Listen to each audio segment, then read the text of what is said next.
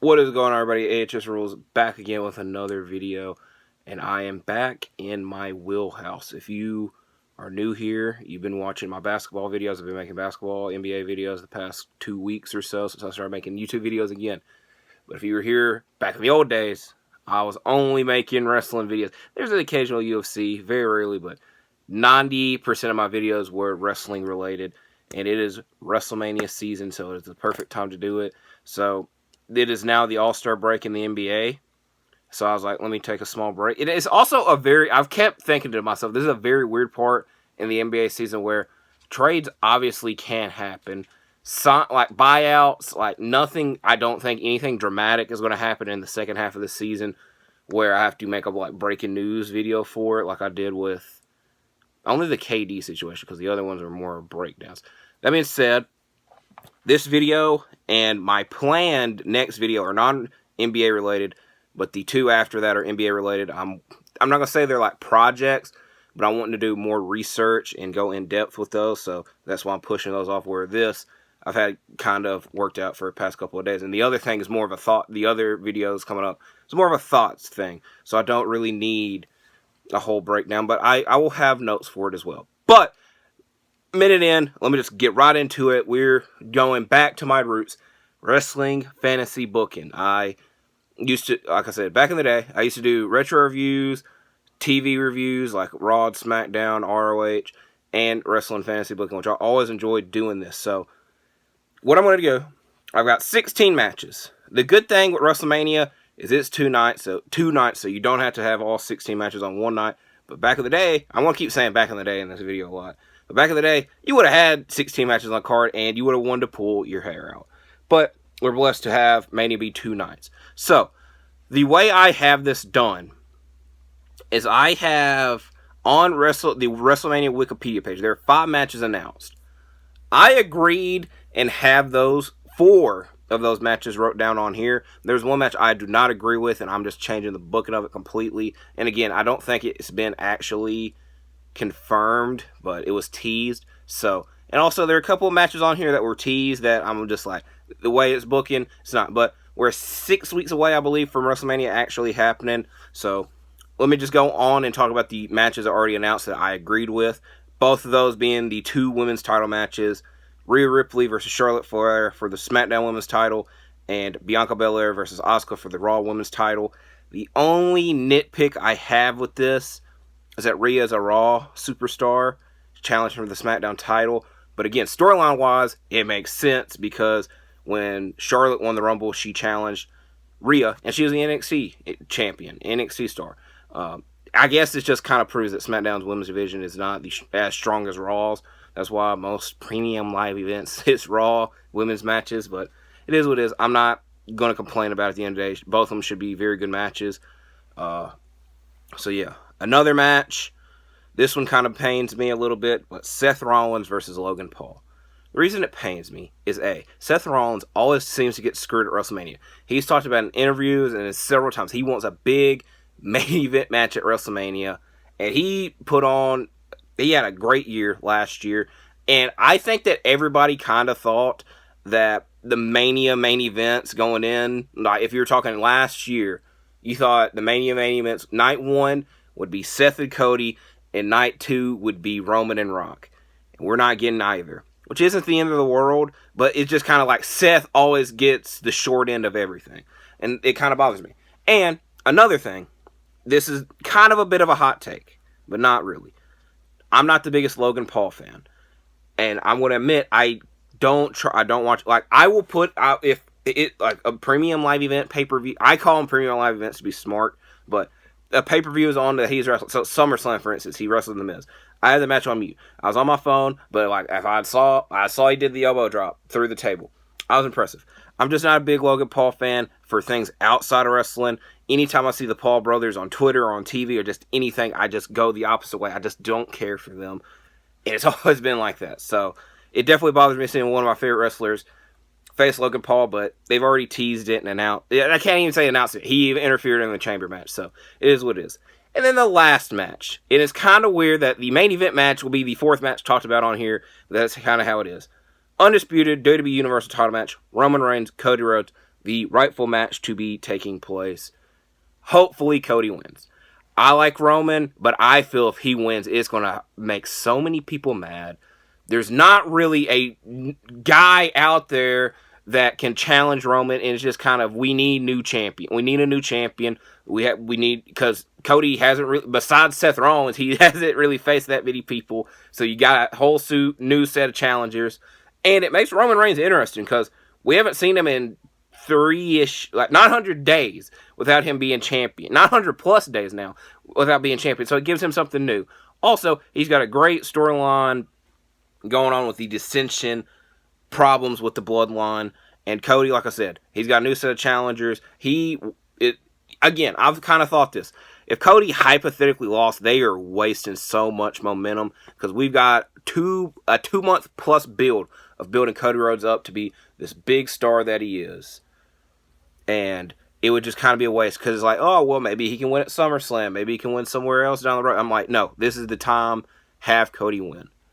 So those are the 4 matches that were already announced that I agreed with, or even the Seth Logan hasn't been. It is what it is. So next, this match has been teased, and it was kind of officially teased, and I've been saying it for months. Undisputed tag team title match, and it kind of ties in with the last match I was talking about. The Usos versus Kevin Owens and Sami Zayn. I said it was very vital for Kevin Owens to return at Elimination Chamber, and I'm glad that he did. Because if they would have had Cody Rhodes come out and save the day and beat up Roman, he would have got booed. Have Kevin Owens and oh, Jesus Christ! I just heard my dog cough and it scared the absolute piss out of me. So good. But anyways, have Kevin Owens and Sami Zayn reunite in Canada, which they did, and that was a great moment that happened on the show. And it kind of, the nice part of it is something that I didn't expect. Is I fully expected Jay to turn and attack Sammy, and he didn't. Sammy accidentally hit Jay. So now we got a couple of different roads that we can go on to build this matchup even more. Because it kind of was like Sammy should have been mad at Jay for attacking him and because he trusted him. Where now it's the other way around, and I didn't expect it. So we got a lot of twists and turns going on with this Bloodline storyline, but sadly, this is the last I'll be talking about the Bloodline in this video. But it is what it is. So now we get into new territory. So I just talked about 5 matches. I have 11 more to talk about. Some will be in detail, some will not. So these next 2 are the only ones of a continuation of a feud. So this, Brock Lesnar, Bobby Lashley, is very weird. But I kind of expected this. When they started their rivalry last year, I just always knew there'd be some kind of screw finish happen. And there's been a screw finish in all 3 of their matches. And it just happened in Elimination Chamber. And, I guess I got to address the elephant in the room. Bray Wyatt challenged the winner of their match at the Chamber. And like I said, there's just a screw finish in it. So I don't know how they're going to settle that. I'm not having Bray Wyatt involved with this. It kind of feels out of left field. And another hot take that I don't think is as hot a take as the other one. Not a big Bray Wyatt fan, but I'll get to that when I talk. I do have a match for him, but I think Brock and Bobby Lashley need to conclude their rivalry in a fight pit match at WrestleMania. Because you need a big blow-off, big stipulation match to end this rivalry, end this feud. It's tied 1-1, technically 1-1-1, because I'm not counting that Chamber match. And the fight pit fits both of these guys very well. And I feel that this would be a better fight pit match than Rollins and Riddle. Next, another continuation of feud. I'll admit I kind of copped out because I was wanting to do different stipulation matches that we haven't seen. I couldn't really think of one. So, Bayley versus Becky Lynch in an I Quit match. They're both wanting to be on Mania. They're both trying to challenge Bianca. And there's a whole thing on Raw where it was a triple threat, which I wasn't the biggest fan of that. But Becky and Bayley, I couldn't really think of anything else for them, and they still haven't concluded their feud, so that's thing A. Thing B, this isn't talking about the match, but what I was talking about earlier, I'm like, you would have thought Seth and Cody, Rock and Roman, Becky and Ronda, I thought this was the time they were finally going to do that match, and it is going the opposite direction, and just a lot of people do not care about Ronda Rousey. Becky Lynch is still a big name, but she is not crowds rioting and just being furious at not seeing her at the very top position. So, different times. But I chose an I Quit match for these two. I don't remember, or I don't think we've ever had a women's I Quit match. And if we have, I'll look more into it. But I don't think we have. If we have not had one in recent memory. Because they just had a steel cage match. I don't think you're going to do a Hell in a Cell match for these two. I thought this was the hardest stipulation that I could choose for the two. And then last, this is for, because all three of these matches, never mind. I was going to say, all these matches I was talking about right now were the Raw brand. I want to point that out. So I got two more. This one, I just kind of thought of. I will admit, I did see it on Twitter.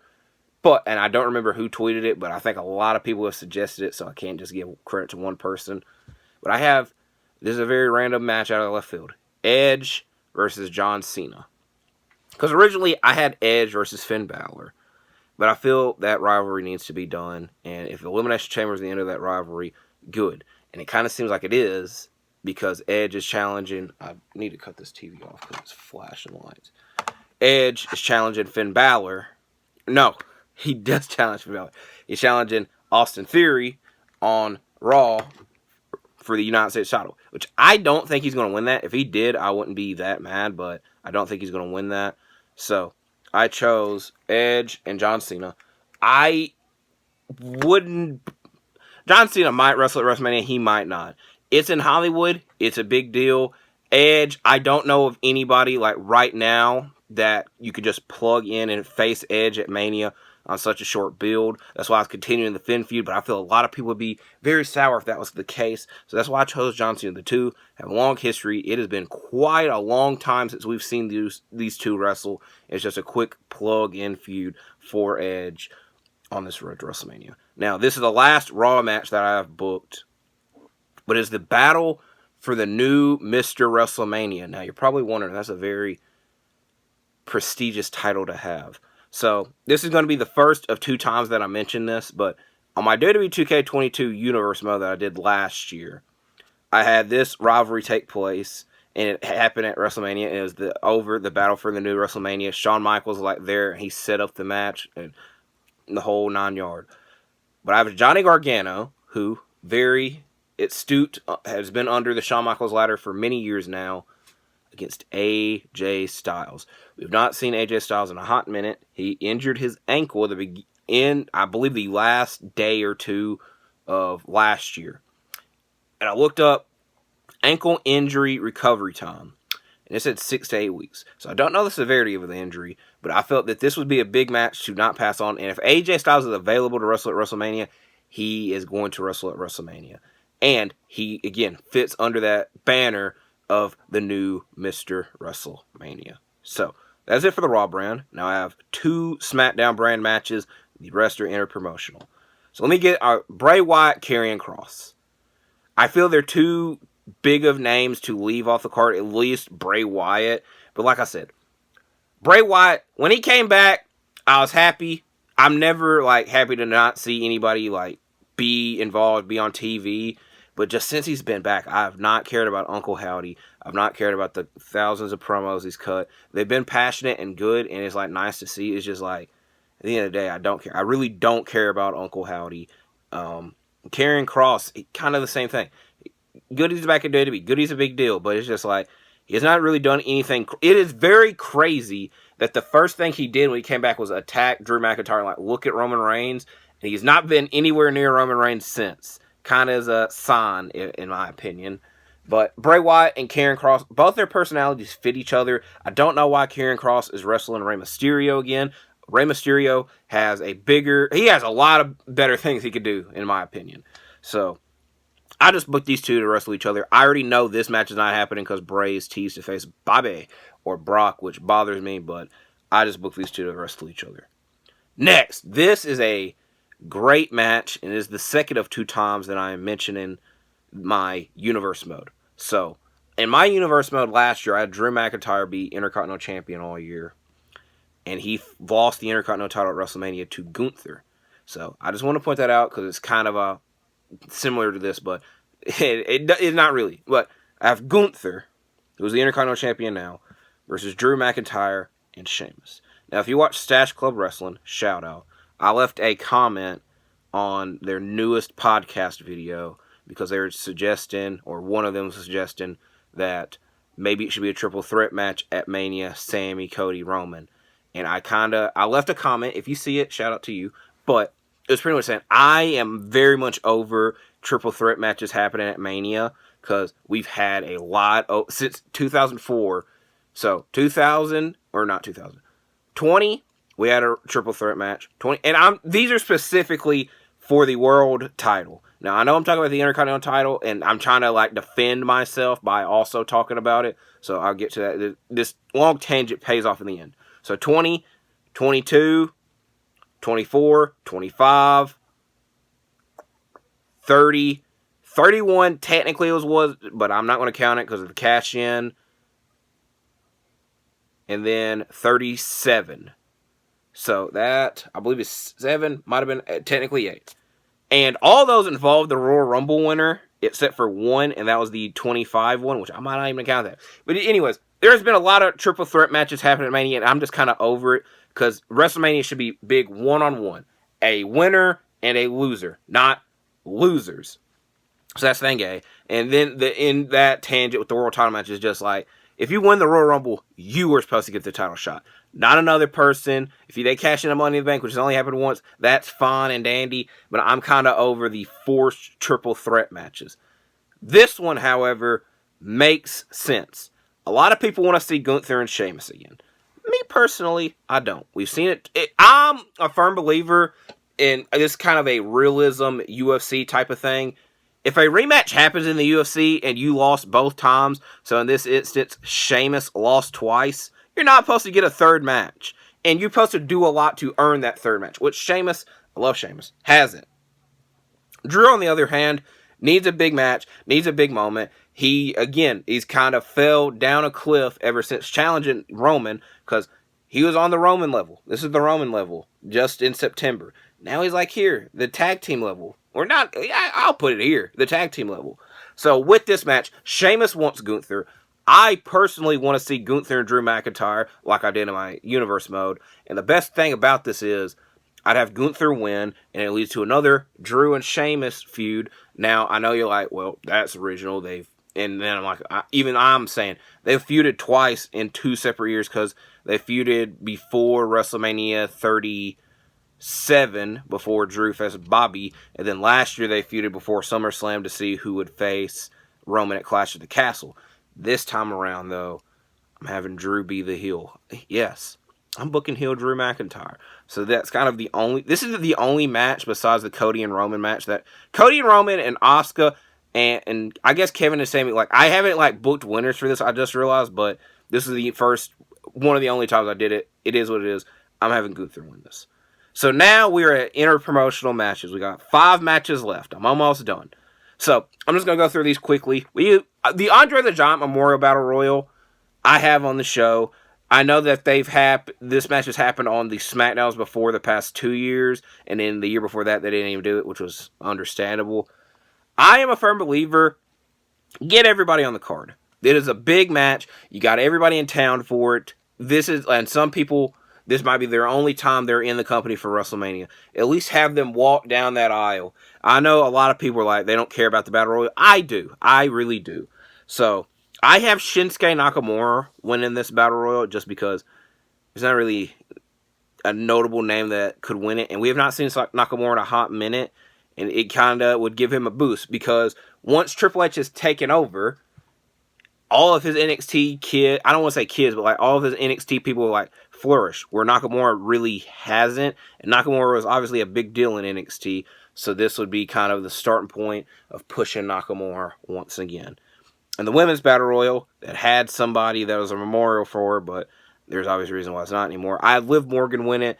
Again, she was just Women's Champion in September, and it's kind of fell down the cliff since then. But it is what it is. And she has had great performances at the Rumble and the Elimination Chamber. Reward her here. And if not her, Raquel Rodriguez, which I always call her Raquel Gonzalez. I'm finally glad that I said Rodriguez, because it would be a big accomplishment for her to do. So now, another interpromotional match. Women's Tag Team title match. Damage Control versus Ronda Rousey and Shayna Baszler. This is a cop-out. This is rumored.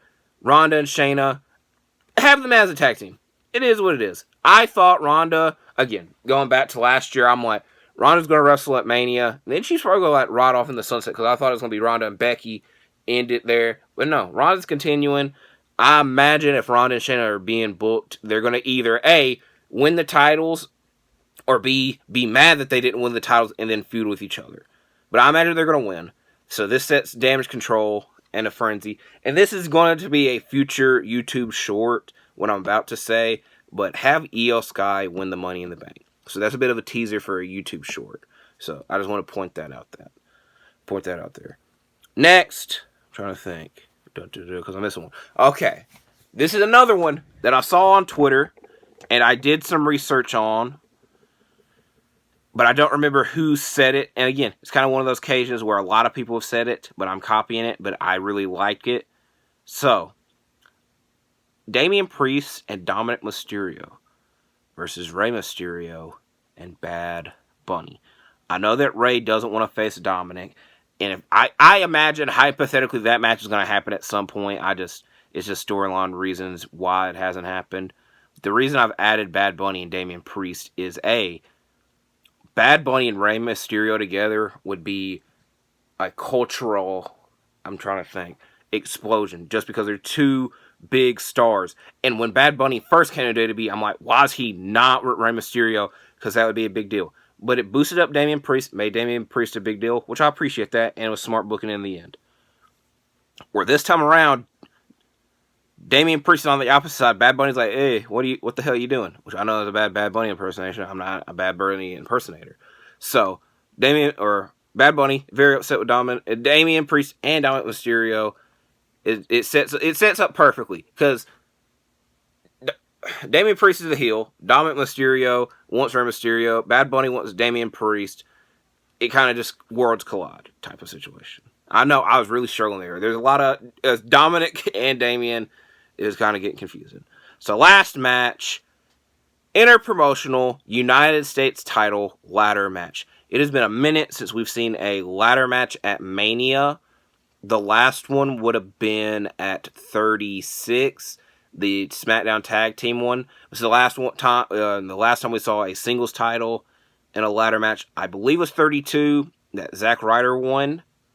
33 there wasn't, 34 there wasn't, 35 there wasn't. So yes.